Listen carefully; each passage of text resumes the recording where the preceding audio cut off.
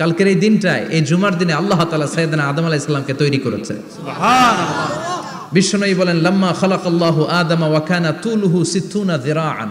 আল্লাহ তাআলা যখন আদম আলাইহিস সালামকে তৈরি করলেন 60 হাত লম্বা করে তৈরি করলেন। সুবহানাল্লাহ। আর আমরাও যারা জান্নাতে ঢুকবো আমাদের আকৃতি থাকবে 60 হাত লম্বা। মজা করে সুবহানাল্লাহ পড়তে পারলেন না? আল্লাহ সাইয়েদনা আদমকে তৈরি করলেন এই জুমার দিনে। আবার সাইয়েদনা আদম আলাইহিস সালামকে পৃথিবীর বুকে তিনি পাঠিয়ে দিয়েছিলেন এই জুমার দিনে। সুবহানাল্লাহ। কুল নাহবিতু মিনহা জামিআ, ও Adam, go down with your wife, তোমার স্ত্রী হাওয়াকে নিয়ে পৃথিবীতে নামো। সাইয়েদনা আদম আলাইহিস সালামকে আল্লাহ তাআলা পাঠিয়েছিলেন শ্রীলঙ্কার একটা পাহাড়ে, অ্যাডামস পিক। ওখানে ঐতিহাসিকভাবে প্রমাণিত, এটা হাদিসে নেই, কুতুবুত তারিখে এসেছে। শ্রীলঙ্কা একটা পাহাড় আছে, কলম্বো থেকে অনেক দূর। ওই পাহাড়ের চূড়ায় সাইয়েদনা আদম আলাইহিস সালামের ফুটপ্রিন্ট আছে। ফুটপ্রিন্ট মানে পায়ের ছাপ। সুবহানাল্লাহ পড়ো। সুবহানাল্লাহ।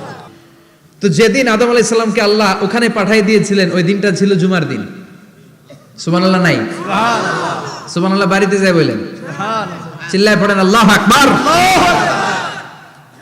এরপরে সাইয়েদনা আদমকে পাঠানো হলো শ্রীলঙ্কায়। সাইয়্যিদাতুনা হাওয়া আলাইহিস সালামকে পাঠিয়ে দেয়া হলো সৌদি আরবের জেদ্দা শহরে। আরবিতে জেদ্দা বা জাদ্দা মানে দাদি। জেদ্দাতুন বা জাদ্দাতুন মানে কি? দাদি। হাওয়া আলাইহিস সালাম আমাদের সবার দাদি, ঠিক কিনা? ওনার নামে এই শহরের নাম। বছরের পর বছর সাইয়েদনা আদম আলাইহিস সালাম এবং হাওয়া আলাইহিস সালাম আল্লাহর কাছে ক্ষমা চাইলেন, আল্লাহ ভুল করে নিষিদ্ধ গাছের ফল খেয়েছি, তুমি মাফ করে দাও। আল্লাহ বললেন, আদম, কয়েকটা কালিমা শিখিয়ে দেব, এই কালিমাগুলোর পরে আমার কাছে দোয়া করো, আমি কবুল করে নিব। আল্লাহু আকবার। আল্লাহু আকবার। আল্লাহ শিখিয়ে দিলেন আর বললেন, আদম পড়ো, রাব্বানা যালামনা আনফুসানা ওয়া ইল্লাম তাগফির লানা ওয়া তারহামনা লানাকুনান্না মিনাল খাসিরিন। ও আল্লাহ, জুলুম করেছি নাফসের উপর, ভুল করেছি, অন্যায় করেছি, আপনি যদি ক্ষমা না করে দেন আমরা শেষ হয়ে যাব, আমরা হালাক হয়ে যাব, ক্ষতিগ্রস্তদের মধ্যে শামিল হয়ে যাব, ঠিক কিনা? আল্লাহ সাইয়েদনা আদম আলাইহিস সালামের তওবা কবুল করলেন। ওনার কাজ হচ্ছে তওবা কবুল করা। আমাদের কাজ গুনাহ করা, শয়তানের কাজ ওয়াসওয়াসা দেওয়া, আল্লাহর কাজ খালি মাফ করা। সুবহানাল্লাহ। সুবহানাল্লাহ পড়বেন না? তাকাব্বালাল্লাহু তাওবাতা আদম ফি ইয়াউমিল জুমআহ। আল্লাহ যেদিন আদম আলাইহিস সালামের তাওবা যে কবুল করছেন, ঘোষণা দিয়েছেন, এই ঘোষণাটা ছিল জুমার দিনের ঘোষণা। আবার সাইয়েদনা আদমকে যেদিন রূহ কবজ করে আবার নিয়ে যাওয়া হয়, ওই দিনটাও ছিল জুমার দিন। পড়েন সুবহানাল্লাহ।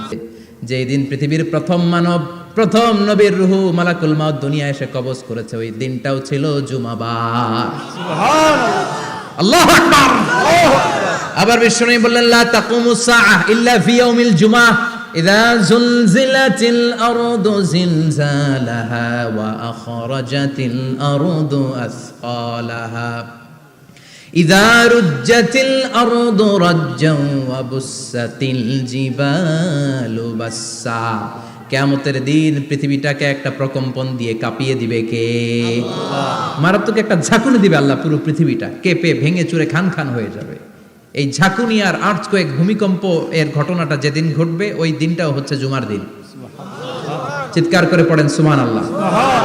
তার মানে আদম সৃষ্টি হলো জুমার দিনে, দুনিয়ায় নামিয়ে দেয়া হলো জুমার দিনে, তওবা কবুল করে নেওয়া হলো জুমার দিনে, রূহ কবজ করা হলো জুমার দিনে, আবার কিয়ামত সংগঠিত হবে জুমার দিনে। পড়েন সুবহানাল্লাহ। আবার বিশ্বনবী বললেন, আর রমাদান ইলা রমাদান, এক রমজান থেকে আরেক রমজানের মাঝখানে যত গুনাহ হয় মাফ করে কে? আল্লাহ।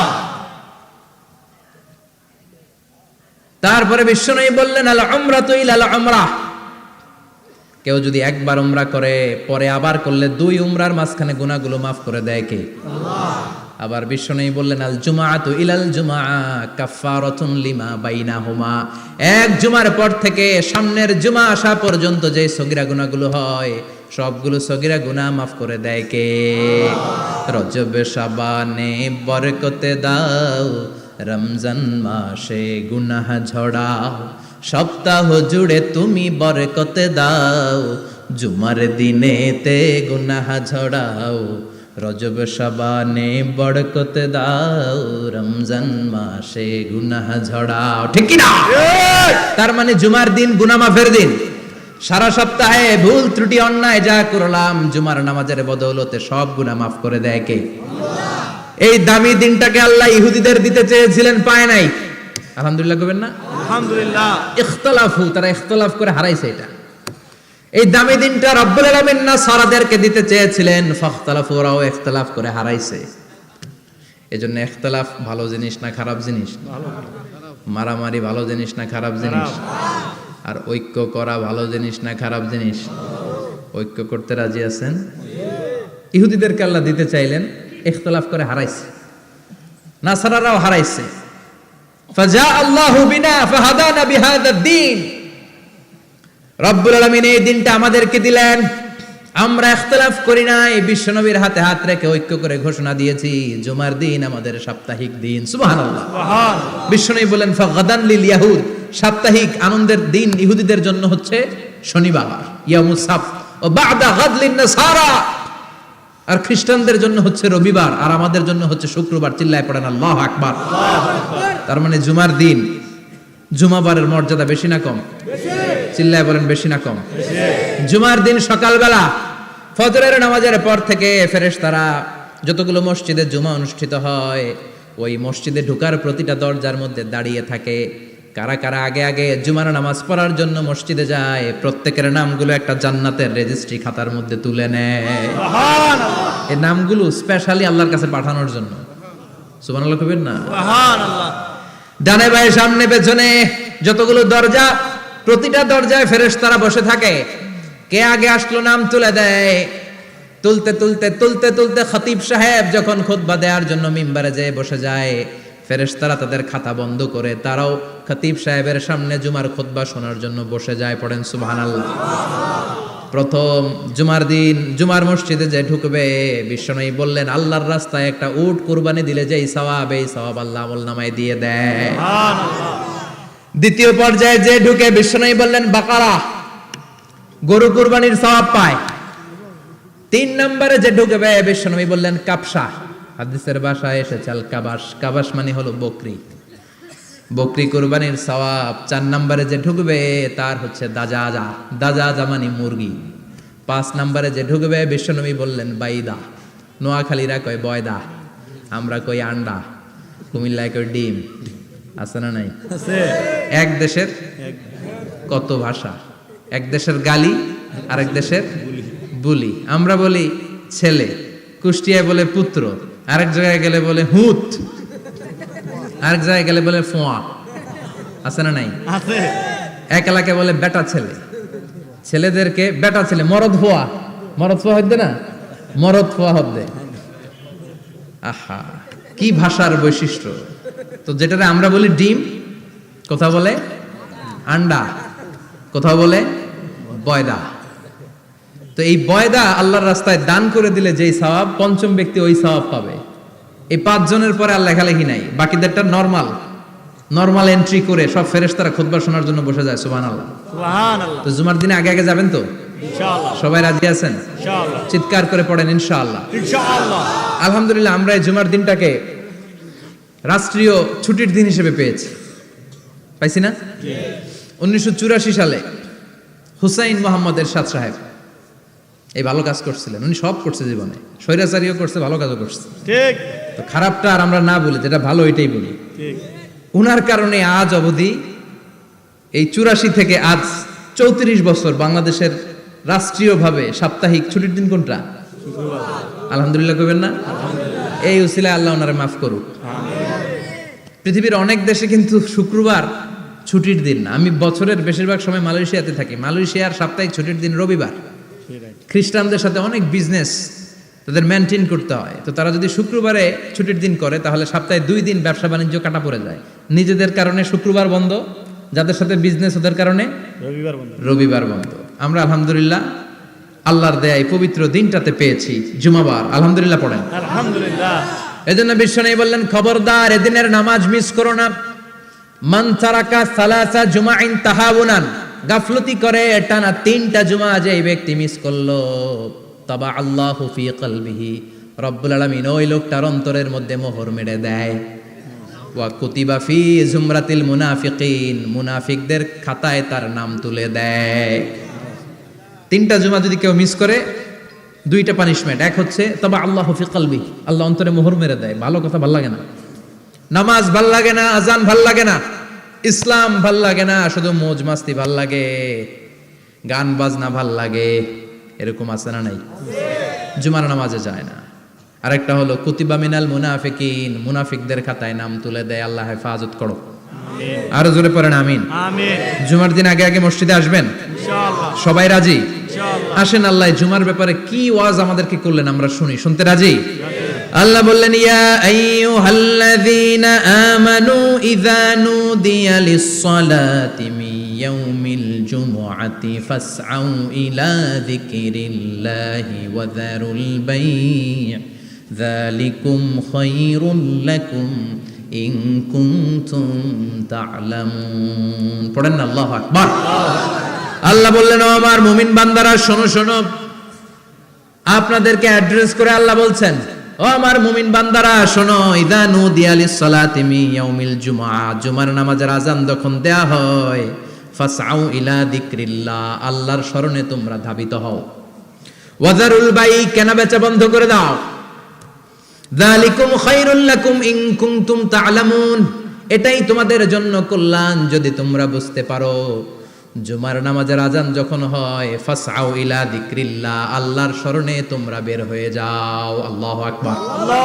ফাসআউ ইলা যিকরিল্লাহ ইযা নুদিয়া লিস-সালামি ইয়াউমিল জুমআ, জুমার নামাজের আযান যখন দেয়া হয় বের হয়ে যাও, তখন কোনো কাজ রাখা যাবে না।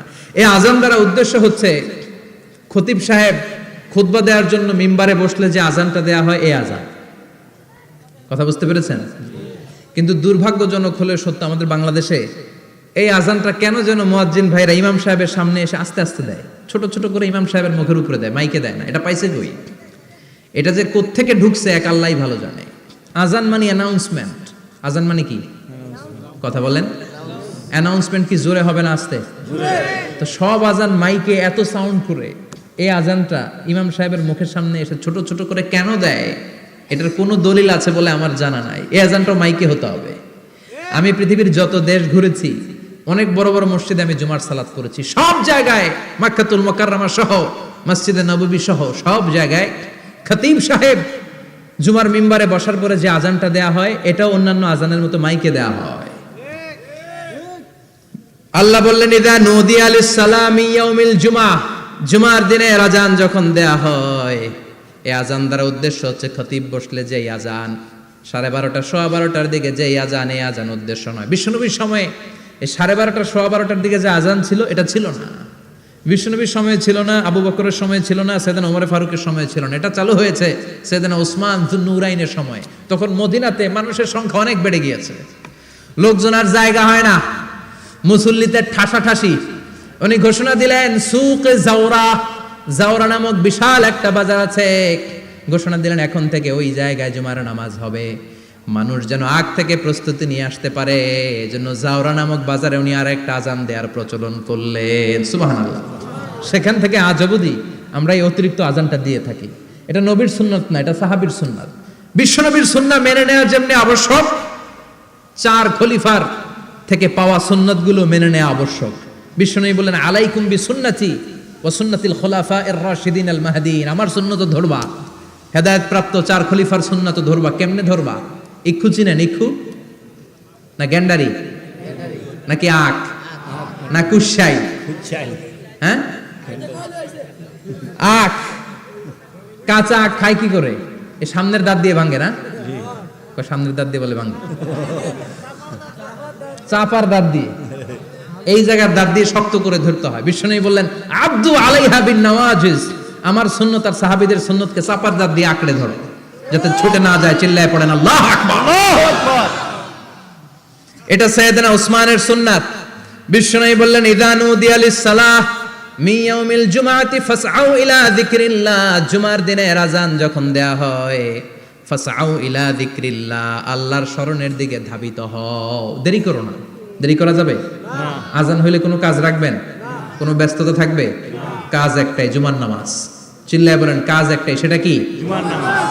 আল্লাহ বললেন ফাসআউ, ফাসআউ এর শাব্দিক অর্থ হচ্ছে দৌড়াও। আসলে কি?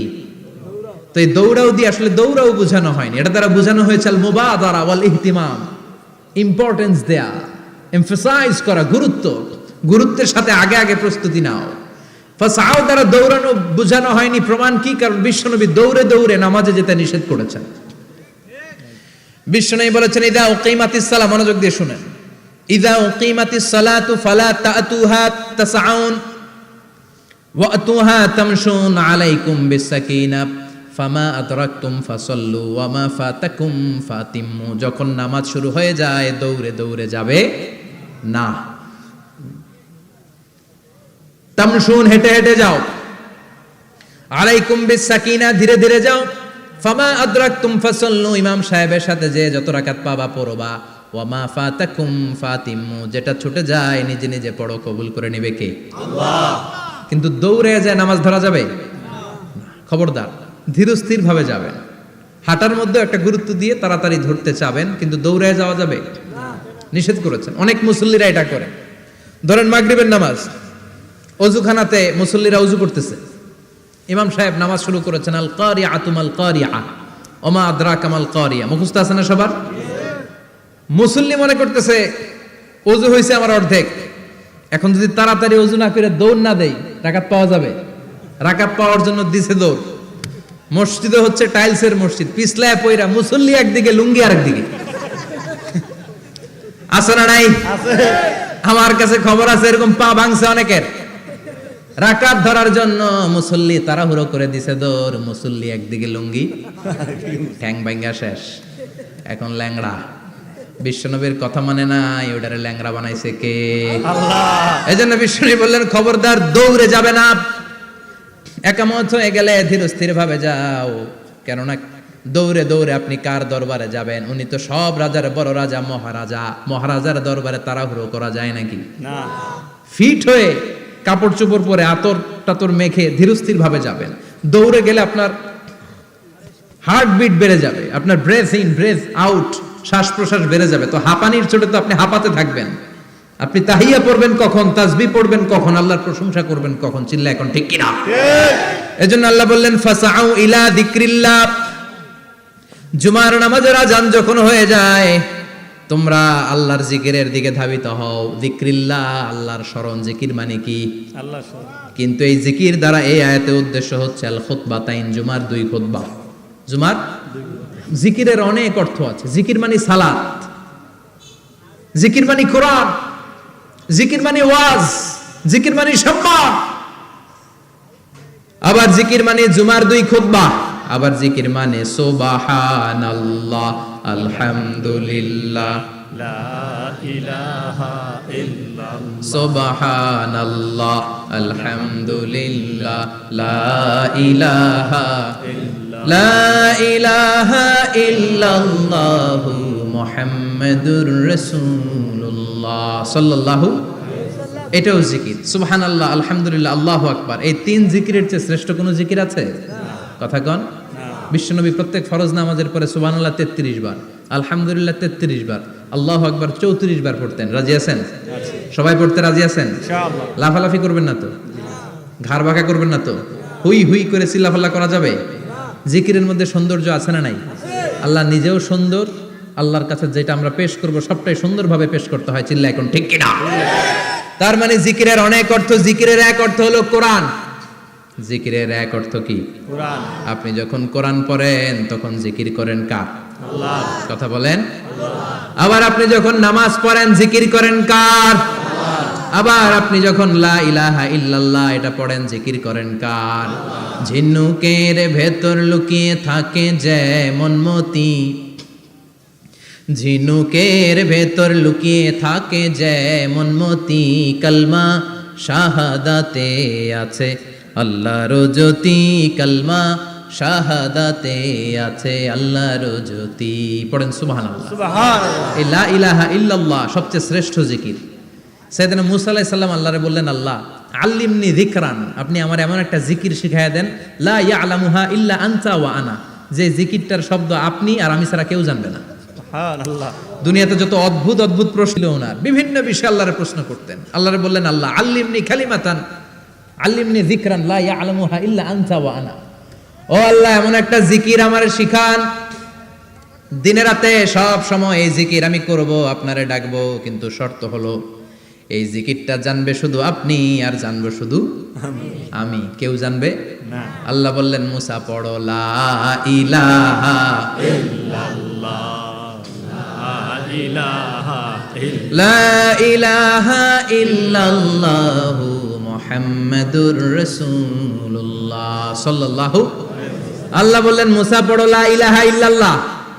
মুসা আলাইহিস সালাম কয় মাবুদ এটা তো জাতীয় জিকির, সবাই জানে। জানে না, জানে না লা ইলাহা ইল্লাল্লাহ এমন কেউ আছে? কথা কন, জানেন না আপনারা? কথা বলেন, জানেন না? মুসা আলাইহিস সালাম বললেন আল্লাহ এটা জাতীয় জিকির কইলেন কেন? আমি তো চাইছি এক্সট্রা অর্ডিনারি, অসাধারণ একটা জিকির, সুপারক্যালিফ্রাজিলিস্টিক এক্সপিয়ালিডোসাস, এক্সেলেন্ট একটা জিকির, আনপ্যারালাল, কারো কাছে নাই, শুধু আমি জানবো আর আমি পড়বো। আল্লাহ বললেন মুসা এই লা ইলাহাকে যদি এক পাল্লায় রেখে দাও, তামাম বিশ্ব, সাত আকাশ, সাত জমিনটারে তুলে যদি তুমি আরেক পাল্লায় রেখে দাও, লা রাজাহাত কাফাতু লা ইলাহা ইল্লাল্লাহ, মুহূর্তের মধ্যে লা ইলাহার পাল্লা ভারী হয়ে যাবে। ও মুসা তুমি যতই এক্সক্লুসিভ জিকির চাও, লা ইলাহার চেয়ে দামি জিকির আমার কাছে নাই। চিৎকার করে পড়তে হবে আল্লাহু আকবার। তার মানে নামাজ ও জিকির, কোরআন ও জিকির, এই যে আমরা ওয়াজ করতেছি এইটাও কি কথা কন? বিশ্ব নবীর আল্লাহ বললেন ও নবী ফাযাক্কির ইন্নামা আনতা, ও নবী আপনি জিকির করেন মানে ওয়াজ করেন। ইন্নামা আনতা মুযাক্কির, ও নবী আপনি ওয়াজ করে শোনান। লাস্তা আলাইহিম বিমুসাইতির, আপনারে দারোগা বানিয়ে পাঠাই নাই, আপনি শুধু ওয়াজ করেন। কার কথা? চিল্লায় বলেন কার কথা? আল্লাহর। কিন্তু এইখানে জিকির দ্বারা উদ্দেশ্য হচ্ছে জুমার খুতবা। ফাসআউ ইলা যিকরিল্লাহ, আল্লাহর জিকিরের দিকে ধাবিত হও, এই জিকির দ্বারা উদ্দেশ্য হলো জুমার খুতবা।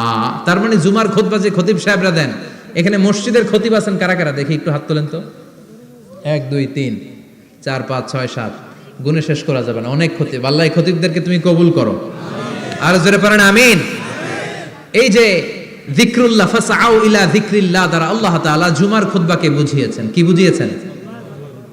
মনোযোগ আপনাদের আছে না গেছে? শেষ করে দেই, অনেক রাত হয়েছে তো, ছোট্ট একটা দোয়া পড়ি, শেষ করব? না, আরো কয়েক মিনিট মনোযোগ থাকবে। তাকবীর দেন, লিল্লাহে তাকবীর। আরো জোরে দেন, লিল্লাহে তাকবীর। ফাসআউ ইলা যিকরিল্লাহ, আল্লাহর জিকিরের দিকে, আল্লাহর স্মরণের দিকে ধাবিত হও। এটা দ্বারা উদ্দেশ্য হচ্ছে জুমার খুতবা। আল্লাহ বুঝাতে চাইলেন জুমার খুতবা যাতে মিস হয়ে না যায়, এজন্য জুমার খুতবারে যেন যেন মনে করবেন না, এটা ওয়াজিব। জুমার নামাজ যেমনি ওয়াজিব, জুমার খুতবা দেওয়াও, কথা বলেন, জুমার খুতবা ওয়াজিব, শোনা ওয়াজিব, খুতবা দেওয়া ওয়াজিব। এই জন্য রাব্বুল আলামিন জোহরের নামাজকে ফরজ করে দিয়েছেন 4 রাকাত। যেহেতু জোহরের নামাজের আগে পরে কোনো খুতবা নাই, জুমার দিন খুতবা আছে, তাই জুমার দিন 4 রাকাত থেকে কমিয়ে তিনি 2 রাকাত করে দিয়েছে। কি ব্যালেন্সড ইসলাম, কি ভারসাম্যপূর্ণ আমাদের জীবন বিধান। প্রতিদিন জোহরের সময় ফরজ কয় রাকাত, কিন্তু জুমার দিন ফরজ কয় রাকাত? 2 রাকাত কমাইলো কেন? খুতবা, সুবহানাল্লাহ কইবেন না? এজন্য জুমার খুতবাটা খতিব সাহেব যারা আছেন খুবই জরুরি। এটাকে খুব কনস্ট্রাকটিভ মুডে সমাজে তুলে ধরতে হবে, মানুষকে এডুকেট করতে হবে, ইনস্ট্রাক্ট করতে হবে। আপনাদের অনেক দায়িত্ব, you have huge responsibilities in your shoulder. আপনাদের অনেক দায়িত্ব। খতিব যারা, এটা ছোটখাটো কোনো রেসপন্সিবিলিটি নয়, এটা অনেক বড় দায়িত্ব। এজন্য জুমার দিন মানুষকে আপনার শিক্ষিত করতে হবে।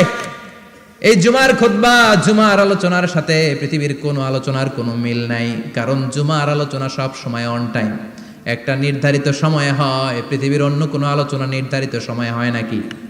কথা কন। আমরা বক্তারা নির্ধারিত সময়ে মাইক পাই? কথা কন। কোনোদিন 8টায়, কোনোদিন 9টায়, আজকে বসছি কয়টায়? কিন্তু জুমার খুতবার এটা চেঞ্জ হয়। কি বরকতের একটা জলসা! ওই দিন সবাই আসতে হয় মসজিদে। ফুল টাইম নামাজি এরা আসে, পার্ট টাইম নামাজি এরা আসে, বেনামাজি এরাও আসে, আস্তিক এরা আসে, নাস্তিক এরাও আসে, আওয়ামী লীগ আসে, বিএনপি আসে, জাতীয় পার্টি আসে, জামাত ইসলাম আসে, হেফাজতে ইসলাম আসে, তাবলিগের ভাইয়েরা আসে, পীরের মুরিদেরা আসে, সবাই আসে। তাহলে এটা জরুরি দিন না? তাফসির মাহফিলের সাথে জুমার একটা মৌলিক পার্থক্য হচ্ছে, তাফসির মাহফিল আমাদের ধরে রাখতে হয়। কি করতে হয়? ধরে না রাখলে শ্রোতা উঠে যায়। কিন্তু জুমার খুতবা কি ধরে রাখা লাগে? কথা কন, ওঠার সুযোগ আছে? কারণ সামনে কি জুমার নামাজ। সুবহানাল্লাহ কইবেন না? এটা অনেক জরুরি। এজন্য জুমার খুতবা যারা দেন এরা বিশ্বনবীর দায়িত্ব পালন করেন। আল্লাহু আকবার। বিশ্বনবীর মাদানী ইনিংস কয় বছরের? 10 বছর। বিশ্বনবীর মাদানী ইনিংস শুরু হয়েছে মসজিদে নববী তৈরি করার মধ্য দিয়ে। বিশ্বনবী মসজিদে নববী তৈরি করার পর মসজিদে নববীর খতিব হিসেবে দায়িত্ব নিলেন। সুবহানাল্লাহ। বিশ্বনবী একটা, দুইটা, পাঁচটা, 10টা না, মসজিদে নববীতেই 10 বছরের ইনিংসে 500টারও বেশি জুমার খুতবা দিয়েছেন। সুবহানাল্লাহ। বাড়িতে যায় বলেন কত খুতবা? 500রও বেশি খুতবা দিয়েছে। মদিনার সমাজটা এমনি জান্নাতি সমাজ হয় নাই। মদিনার সোসাইটিটাকে জান্নাতি সমাজ বানানোর জন্য বিশ্বনবীকে 500টা বক্তব্য দিতে হয়েছে। চিল্লায় পড়েন আল্লাহু আকবার। প্রতি সপ্তাহে যে আয়াতগুলো নাজিল হতো বিশ্বনবী এগুলো নিয়ে কথা বলতেন। এই সপ্তাহে যে সমস্ত আয়াতগুলো নাজিল হলো ওই আয়াতগুলো নিয়ে বিশ্বনবী জুমার দিন খুতবার মধ্যে কথা বলতেন। এই সপ্তাহের মধ্যে রাষ্ট্রীয় যত ক্রাইসিস আছে এই সমস্যাগুলো নিয়ে বলতেন। এই সপ্তাহে সমাজের মধ্যে বড় বড় যত ঘটনাগুলো ঘটে গেল এগুলো নিয়ে বিশ্বনবী জুমার দিন কথা বলতেন। সুবহানাল্লাহ। এজন্য খতিব যারা আছেন জুমার আলোচনাটা অনেক কনস্ট্রাকটিভ, ফ্রুটফুল হতে হবে, কোরআনের আলোকে হতে হবে। বিশ্বনবী জুমার খুতবা দিচ্ছেন, হঠাৎ বিশ্বনবী দেখলেন হাসান আর হুসাইন লাল 2টা জামা পরে জুমার মসজিদের মধ্যে ঢুকে একবার কাতারের এইদিকে দৌড় মারে, আরেকবার ওইদিকে দৌড় মারে। ছোট বাচ্চাদের এরকম দৌড়াদৌড়ি আছে না নাই? রাজা মেহরও আছে। ছোট বাচ্চাদেরকে মসজিদে ঢুকতে দেন তো না বের করে দেন? বের করে দেয়। সর্বনাশ। বাচ্চাদেরকে মসজিদ থেকে বের করবেন না, কখনোই বের করবেন না। তুরস্কের বিভিন্ন মসজিদে বড় বড় ফেস্টুন দিয়ে লেখা থাকে তারাবির নামাজে, জামাতের নামাজে মুরব্বীরা যখন সামনে নামাজ পড়বে পিছন থেকে যদি ছোট বাচ্চাদের চিল্লা চিল্লি আর কিচির মিচির শব্দ শুনতে না পাওয়া যায় তাহলে ভবিষ্যৎ প্রজন্ম নিয়ে আপনারা চিন্তিত থাকুন। পিছনে যদি বাচ্চাদের হই হুল্লোড় না থাকে, চিল্লা ফাল্লা না থাকে, তার মানে নেক্সট জেনারেশন এগুলো মুসল্লি হবে না, এগুলো হবে ডাকাত। এজন্য এরা বিভিন্ন প্রজেক্ট চালু করেছে। 40 দিন টানা ফজরের নামাজ যে ছোট বাচ্চারা মসজিদে এসে পড়বে ওই প্রজেক্টের আওতা থেকে একটা করে সাইকেল দিয়ে দেওয়া হচ্ছে। সুবহানাল্লাহ কইবেন না? কুয়েতে আরেকটা প্রজেক্ট করছে, ফজরের নামাজে মুসল্লি নাই। কুয়েতের এই প্রজেক্ট হচ্ছে marriage project, second marriage project, দ্বিতীয় বিবাহ প্রকল্প। কি কাজ এই প্রকল্পের? তারা ঘোষণা দিল মসজিদে ফজরের সালাতে মুসল্লি পাওয়া যায় না, তো যারা যারা ফজরের নামাজে মসজিদে আসবে না, টাইমলি আসবে না, তাদেরকে মসজিদের টাকা দিয়ে মসজিদের অর্থায়নে দ্বিতীয় বিবাহের ব্যবস্থা করে দেওয়া হবে। এই ঘোষণা দেওয়ার পর থেকে ওই এলাকার কোনো মহিলার তাহাজ্জুদ মিস হয় না। ফজর তো অনেক দূরে, তাহাজ্জুদের সময় থেকে হাজবেন্ডের ডাকা শুরু করে মসজিদে যাও, তাড়াতাড়ি তাড়াতাড়ি কোথায় যাও, কারণ মসজিদে না গেলে দ্বিতীয় বিয়ে আছে না নাই? সুবহানাল্লাহ কইবেন না? What a project, what a project, কত চমৎকার প্রজেক্ট। এই প্রজেক্টগুলো নেওয়ার দরকার আছে না নাই? এজন্য ছোট বাচ্চাদেরকে মসজিদ থেকে তাড়িয়ে দেওয়া যাবে না, এদেরকেও নিয়ে যান। এরা হাসতে খেলতে চলতে ফিরতে, আমি বাইরের যত জায়গায় তারাবি পড়েছি, অনেক দেশে তারাবি পড়েছি রামাদানে, ছোট বাচ্চারা পিছনে অনেক কিচির মিচির করে। হঠাৎ অ্যানাউন্সমেন্ট দেয় বাবা মারা ছেলে মেয়েদেরকে শান্ত করেন, কিছুক্ষণ শান্ত, 2 রাকাত পরে আবার চিল্লাচিল্লি, আছে না নাই? ওরা যদি না চিল্লায়, ওরা যদি লাফালাফি না করে, লাফালাফি কি 80 বছরের মুরব্বী করবে? কথা কয় না।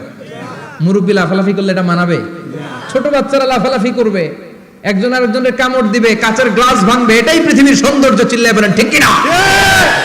বিশ্বনবী একবার আসরের নামাজের সেজদা লম্বা করে দিলেন, সাহাবারা বললেন নবী নামাজের পরে ধরলেন অসুস্থ হয়ে গেলেন নাকি, অথবা কোরআনের আয়াত সেজদা অবস্থায় নাজিল হয়ে গেল নাকি?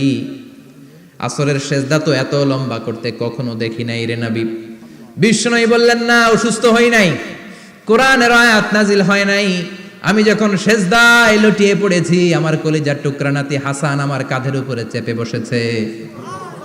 আমি যদি সেজদা থেকে মাথা উঠাই হাসানের কষ্ট হয়ে যাবে, তাই আসরের একটা সেজদা আমি ইচ্ছা করেই লম্বা করে দিয়েছি। কি নবী ছিল, কি মায়া ছিল নাতিদের সাথে। হাসান হুসাইন বিশ্বনবী, যে নবী হচ্ছে সব নবীদেরও সর্দার, ওই নবীরে ঘোড়া বানায়া, বিশ্বনবীর বাবরি চুল ছিল তো ওই চুল ধরে এরকম ঘোড়া ঘোড়া খেলতো। বিশ্বনবীর কাঁধে বসে বিশ্বনবীর বাবরি চুল টেনে টেনে কয় এটা আমার ঘোড়া।